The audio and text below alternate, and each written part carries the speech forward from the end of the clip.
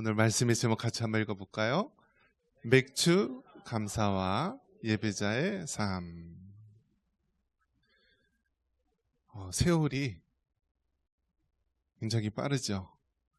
나이가 들수록 그 나이에 따라 속도가 50km, 60km, 70km, 80km, 90km. 2025년 한 해가 시작한 게 얼마 되지 않은 것 같은데 벌써 반년이 지나고요. 이제 7월달 후반기에 들어섰습니다. 세상에 많은 종교가 있지만은요, 우리 기독교에만 있는 것이 생명의 종교입니다. 생명. 그래서 다른 데에서도 철학적이고 또 윤리적이고 어떤 그러한 부분이 있을 수 있지만은 기독교만은 생명, 예수님의 생명이 있는 것입니다. 그리고 또 다른 특징이 있다면 무엇이냐면 불교라든지 어떤 힌두교라든지 이런 데는 윤회사상이에요. 윤회사상. 즉 이게 한 번은 사람으로 태어났다가 잘못된 짓 하면 개나 돼지로 태어났다가 계속 이 윤회 원과 같이 고리를 빙글빙글 돈다라고 합니다. 그런데 기독교의 세계관은요, 딱 한 번이에요. 딱 한 번. 우리의 인생이 딱 한 번. 2025년이라고 하는 이 시간이 딱 한 번. 그렇기 때문에 예수님 믿는 사람에게 이 생명 시간이라고 하는 것은 오직 한 번이기 때문에 이것을 소중히 여기는 것입니다. 그래서 여러분 어떻습니까? 아무리 삶에 낙심이 되고 힘든 사람도요, 예수님을 만나고 변화되면은 그 이후의 삶이 달라지고 또 우리가 새롭게 살려고 하는 것입니다. 반면에 불교권이나 힌두교 이러한 윤회 세상에 젖어 있는 데서는요, 사람들이 그의 삶을 포기하고 낙심할 때가 많이 있습니다.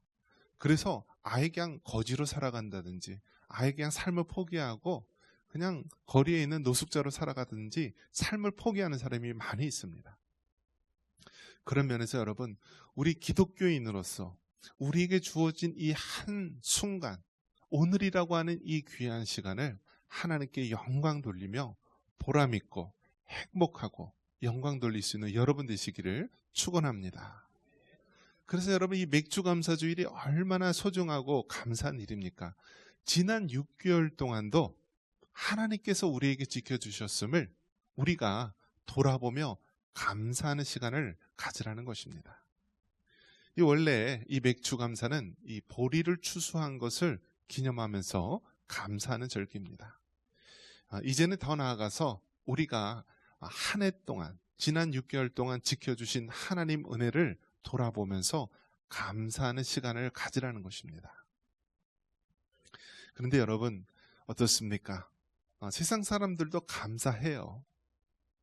예수님을 안 믿고 교회 안 다니는 사람도 감사라는 것을 해요. 그런데 그들이 하는 감사는 감사할 일이 있으면 감사하는 것입니다. 그러나 예수님을 믿는 그리스도인은요, 감사할 일이 세상에 없는 것처럼 보일지라도 바로 하나님을 인하여서, 우리 예수님을 인하여서, 우리 성령 하나님을 인하여서 감사할 수 있는 자입니다. 그래서 이 세상에 아무리 힘들고 어렵고 흉년으로 어려운 가운데 배고픈 가운데 있어도, 가정에 큰 환난이 있고요, 육신의 병이 들어도요, 우리가 감사할 이유, 바로 하나님께서 우리의 구주가 되시고 우리의 인도자가 되시고 또 우리와 영원토록 영원한 복락에서 우리를 맞아주시기 때문에 우리는 얼마든지 그 하나님 앞에 감사를 돌려야 될 줄 믿습니다. 그래서 여러분, 어차피 이 세상은요, 고해라는 말이 있습니다. 원래 불교 쪽에서도 많이 썼던 말인데요, 고해가 고난의 바다라는 뜻이에요. 고난의 바다. 그러니까 정도의 차이만 있을 뿐이죠, 다 고해예요. 고난의 바다예요. 그런데 중요한 것은 무엇입니까? 이 고난의 바다에 우리가 둥둥 떠다녀 머나먼 바다를 항해하고 있는데, 그것에서 우리의 나침반이 되시고 인도자가 되신 예수님을 만나서 우리가 영원한 천국의 한국에 도달해야 될 줄 믿습니다. 그래서 여러분, 모든 사람이 당하는 이 고난, 얼마나 이 세상 살아가는 게 빡빡하고 힘들고 어렵습니까? 과거에 우리 할아버지 할머니 때는 삼시세끼 먹는 것이 인생의 행복의 조건이었는데 오늘날 우리는 선진국이라고 이야기하지만은요, OECD 국가에서 가장 자살률이 높고요. 2019년도에는 경기도에서 연천군이 가장 자살률이 높은 안타까운 현실을 맞아 보면서요. 왜 이러한 일이 일어났을까? 그것은 바로 예수님을 믿는 사람들이 점점 줄어들기 때문에요. 육신적으로는 새끼밥을 먹고 맛있는 음식을 먹고 우리가 육신적으로는 만족할 줄 모르지만 하나님으로 인하여 채워져야 될 이 영혼이 빈곤하기 때문에 우리가 점점 이 피폐된 삶, 영적으로 메마른 삶을 살게 되는 것입니다. 그런 면에서 여러분, 이 고난의 바다, 이 험난한 바다, 그곳에서 우리 예수님과 함께 인생의 항해를 하셔서요, 마침내 천국의 항구에 다다를 수 있는 여러분들이시기를 주님의 이름으로 축원합니다. 자, 맥주 감사 주일 맞이해서 우리는 어떻게 살아야 됩니까? 우리는 풍성한 하나님의 지혜와 지식을 감사 찬양해야 합니다. 우리 33절 같이 한번 읽어볼까요? 33절입니다. 깊도다 하나님의 지혜와 지식의 풍성하며 그의 판단은 헤아리지 못할 것이며 그의 길은 찾지 못할 것이로다. 아멘.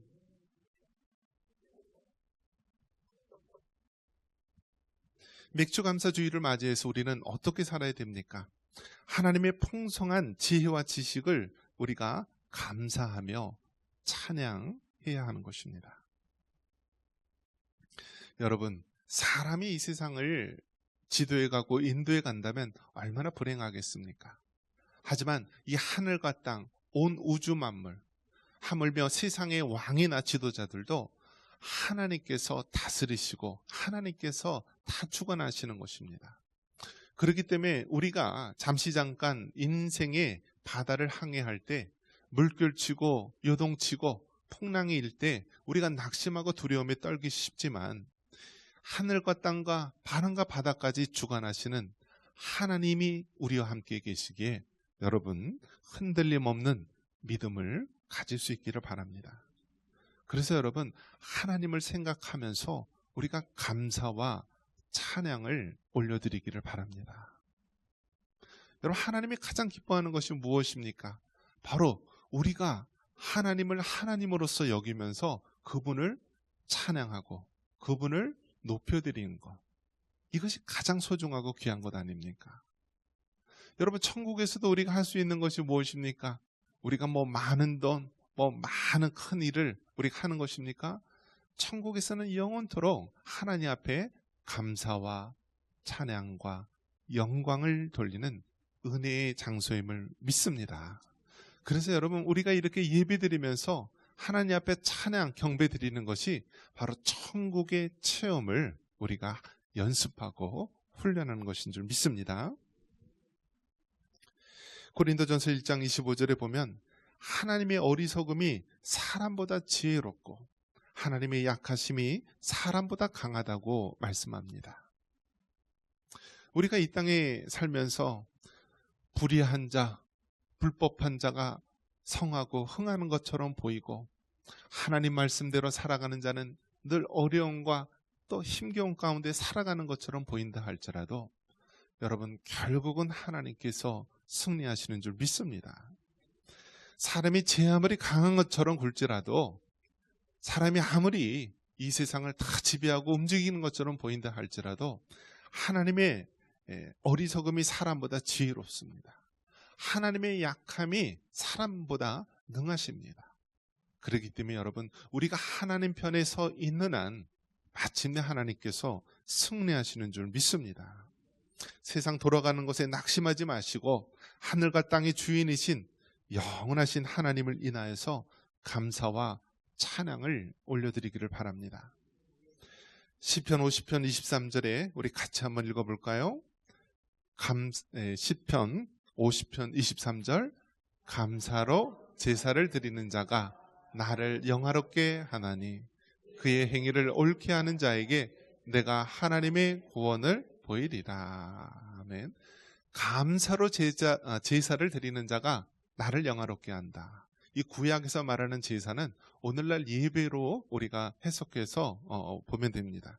그러니까 감사로 하나님께 예배 드리는 자가 하나님을 영화롭게, 하나님을 영광스럽게 한다는 것입니다.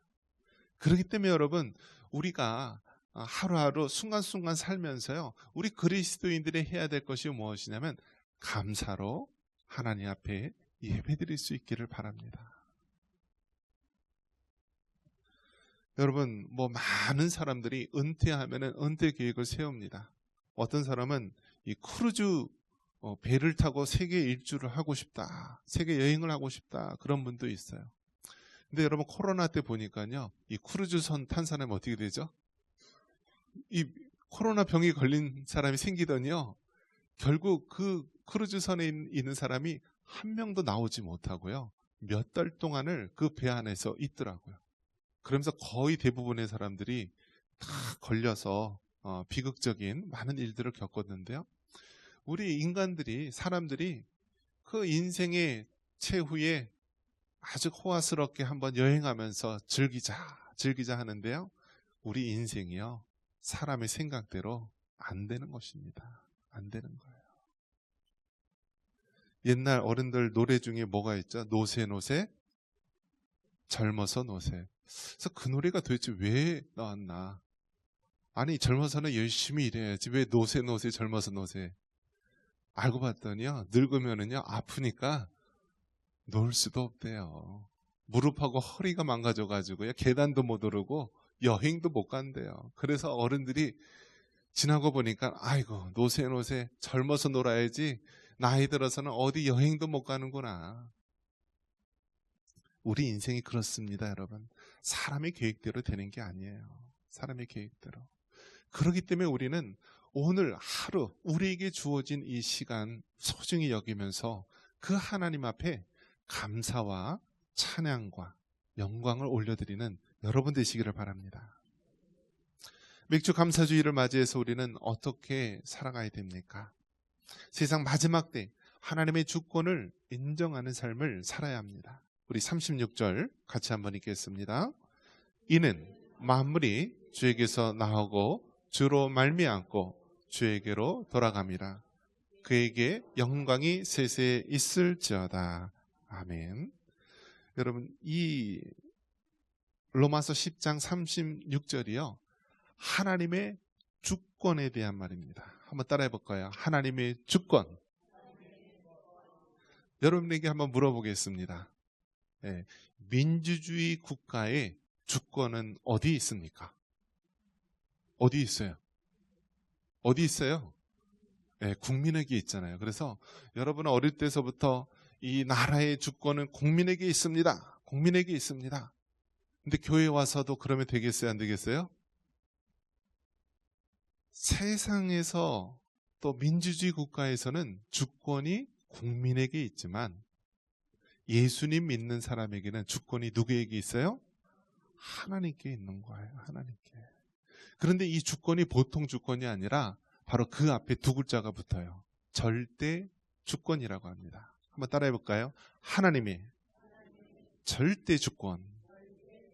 그러니까 우리 예수님 믿는 사람은요, 세상에서는 민주주의 국가에서는 주권이 국민에게 있다라고 이야기를 하지만은 예수님 믿는 자에게는 우리 삶의 모든 주권이 하나님께 있습니다. 하늘과 땅과 온 천지 우주 만물, 우리 개인 인생의 모든 삶이 하나님 손에, 하나님 뜻에 있습니다 라면서 하나님의 절대 주권을 인정하는 자입니다. 만약에 아직도 내 삶의 주권은 나에게 있다, 내 인생은 나의 것, 내가 하고 싶은 대로 살겠다 하면 그는 진정한 그리스도인이 아닌 것입니다. 그는 아직도 거듭나지 못한 사람이라고 말할 수 있어요. 예수님을 믿는 순간 우리 삶의 주도권, 우리 인생의 왕자를 하나님께 드리고 우리는 옆에서 하나님을 섬기는 자로 살아가는 것, 이것이 바로 그리스도인의 모습입니다. 이 오늘 이 36절에 보면은요, 만물이 주에게서 나오고 또 주로 말미암고 주에게로 돌아간다. 이것을 할 때 무엇을 떠올릴 수 있냐면 하나님께서 천지를 창조하신 거예요. 그래서 만물이 주에게서 나왔다라고 얘기하는 거예요. 그리고 우리가 살아가는 모든 인생이 바로 주로 말미암고 하나님으로 말미암아 모든 것이 돌아가고 있다라는 거예요. 그리고 마지막에는 어떻게 돼요? 모든 것들이 주에게로 돌아갑니다. 하나님이 창조하신 모든 것을 하나님께서는 이제 종말의 때 마칠 때가 있다. 하나님께서 시작하신 모든 것들을 하나님께서 세상 마지막 때 끝내실 때가 있다. 그래서 여러분, 이 성경이 말씀하고 있는 것, 우리 기독교 세계관이 말씀하고 있는 것이 무엇입니까? 하나님이 창조하셨습니다. 하지만 인간의 죄악으로 이 세상은 타락하고 고통입니다. 하지만 예수 그리스도로 말미암아 우리에게 구원의 길이 열려주셨고 하나님께서 마지막 때 이 세상을 진리로 심판하실 것입니다 하면서 창조, 타락, 구속이 바로 우리 예수님 믿는 사람들의 기독교 세계관입니다. 한마디로 하나님의 주권을 인정하면서 살아가는 것입니다.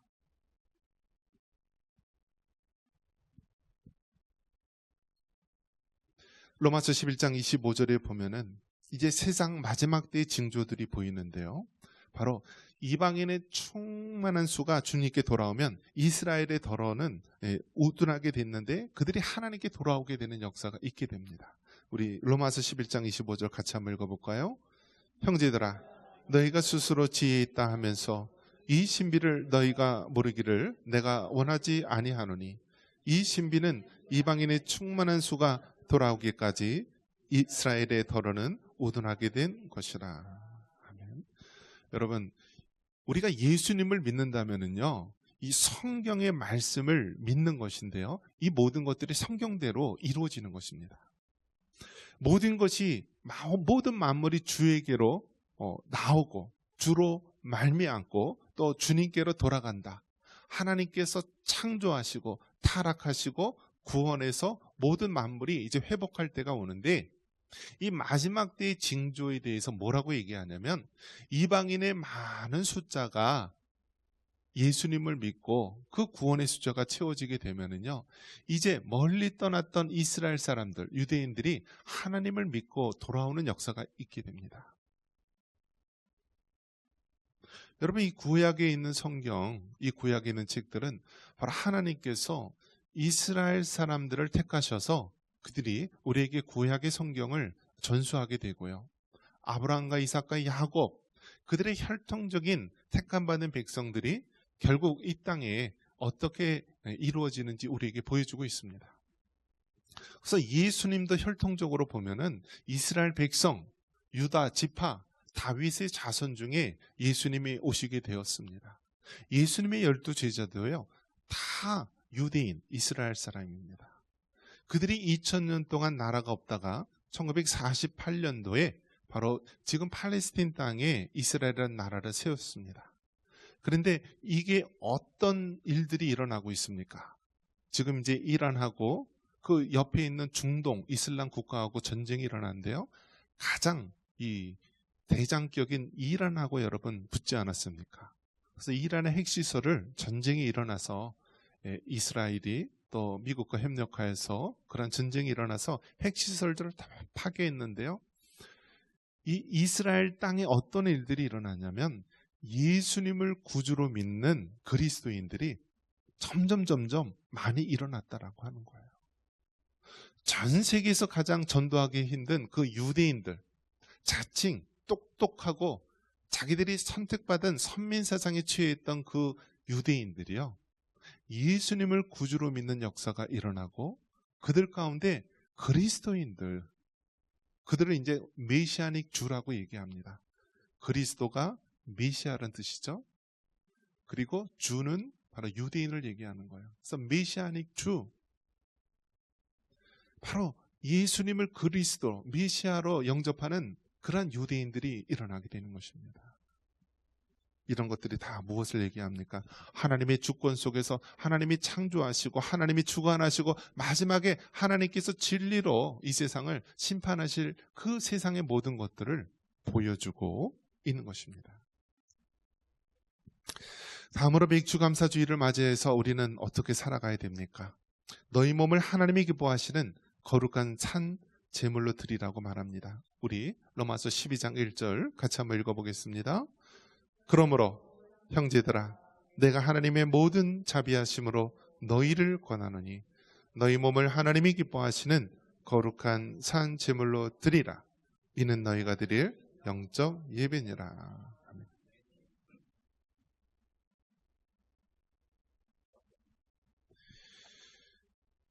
우리로 하여금 하나님 앞에 예배자로서 살도록 하는 것, 이것이 바로 우리가 해야 될 본분이요 사명입니다. 여러분, 하나님께서 우리에게 원하시는 것이 무엇입니까? 바로 오늘 본문의 말씀처럼 우리 몸을 하나님이 기뻐하시는 거룩한 산 제물로 드리라고 말합니다. 이것이 뭐라고요? 영적 예배라고 말합니다. 즉, 하나님께서는 우리에게 예배자를 찾으시는 거예요. 하나님께 예배하는 자. 지금 우리가 살고 있는 이 세상 속에서 얼마나 혼란하고 어지럽습니까? 우리나라 이 대한민국 전 세계에서 전쟁이 끝나지 않은 땅이고요. 우리 주변에 있는 나라들은요, 다 깡패 같은 나라예요. 저 중국, 중공, 또 러시아, 또 저 북한, 얼마나 깡패 같은 나라이고 공산주의 독재국가입니까? 유일하게 이 대한민국만 자유민주주의 또 기독교 신앙을 가진 하나님의 교회가 왕성하게 세워진 땅 아닙니까? 우리가 이 땅에 살면서 얼마나 많은 위협과 어려움 가운데 있습니까? 예전에는요, 이 땅값이요, 어디가 제일 비싸죠? 우리나라가? 네, 서울에 비싸고요. 연천이 땅값이 비싸요, 안 비싸요? 왜 안 비싸죠? 과거에는요, 이 사정거리에서 멀리 있어야 되는데, 멀리. 대포를 펑 쏘더라도요, 이 연천 땅은 정말 아군의 대포에 맞기 쉬운 그 가까운 지역이 있잖아요. 그러니까 대부분 사람들이 어떻게 됩니까? 연천에서 동두천으로, 양주로, 서울, 강북에서 강남으로 점점 그 안전한 곳으로 가려고 합니다. 그래서 어떤 면에서 보면 이 연천에 사는 사람들이요, 굉장히 많은 피해를 받고 살아왔던 민족입니다. 이 지역 사람들입니다. 왜 그렇죠? 군사 지역에 몰려 있죠. 또 여기 어떻습니까? 땅만 파면은 구속기 유적지가 나와서 다 모든 것들이 또 역사 보호로 묶여 있죠. 또 수도권 또 제한 지역이라서 여러 가지로 묶여 있던 삼중고를 겪고 있는 연천 땅. 왜 연천 땅에 여러분 살고 있습니까? 저 좋은 땅으로 가시죠. 네? 서울로 가시고, 아니면 정 불안하면서 부산으로 가시든지 제주도로 가시든지. 왜 연천 땅에 계시죠? 저는 분명한 이유가 하나가 있습니다. 하나님께서 바로 우리를, 바로 나를 이곳에 예배자로 세우신 줄 믿습니다. 여러분, 하나님께서 기뻐하시는 것이 무엇일까요? 사람들은 뭐 땅값을 따지고 안전을 따지고 뭐 하면서 자기가 살고 싶은 곳에 이렇게 가면서 자기의 인생을 위해서 즐기는 사람이라고 한다면, 예수님 믿는 우리들은요, 하나님께서 연천에 심어주셨으면 연천에서, 청산교회에 심어주셨으면 청산교회에서, 우리 가정에서 심어주셨으면 우리 가정에서, 우리 일터에서 심어주셨으면 우리 일터에서 하나님께서 예배자로 살아가기를 원하시는 줄 믿습니다. 하나님은 우리에게 큰 업적과 공로를 세우는 것이 원하는 것이 아니라 우리가 선 그곳에서 하나님을 예배하고 하나님을 찬양하고 하나님께 영광 돌리는 그리스도인으로 살기를 원하시는 것입니다. 세상 사람들은 이야기합니다. 나이 들면 어떻게 된다고요? 나이 들면, 주변에서 많이 하잖아요. 나이 들면 죽어야지 그러잖아요. 그런데 한번 물어볼게요, 여러분. 죽고 싶다고 해서 그렇게 쉽게 죽어져요? 안 그래요. 우리의 생명도 하나님의 주권 속에 있는 거예요. 그렇기 때문에 여러분, 세상 사람들은 나이 들면 죽어야지 하면서 하루하루를 고통스럽게 살지만은요, 우리 예수님 믿는 사람은 나이가 들어도 내가 이곳에서 하나님을 예배하리라. 여러분, 성경에 보면은요, 여선지자 안나는요, 과부가 돼가지고 오래도록 홀몸으로 과부로 살았습니다. 이 여인에게 무슨 소망이 있겠습니까? 그런데 단 하나 소망, 하나님께서 기도하라는 사명, 하나님을 예배하라는 사명을 주셨고요. 평생을 하나님의 성전을 떠나지 않고 금식하며 눈물로 기도했다라고 합니다. 이 여인에게 어떤 영광을 하나님께서 보여주셨습니까? 아기 예수를 바라보고 영접할 수 있는 영광을 주셨습니다. 여러분, 우리가 나이 들어서 아무것도 할 수 없다, 나는 정말 이제 틀렸다라고 하기 이전에 여러분이 선 그곳에서 하나님을 예배하시고 안나 선지자와 같이 눈물로 기도하면서 아기 예수의 영광을 바라봤듯이 재림의 주님을 맞이할 수 있는 여러분 되시기를 바랍니다. 이러한 은혜가 있기를 주님의 이름으로 축원합니다.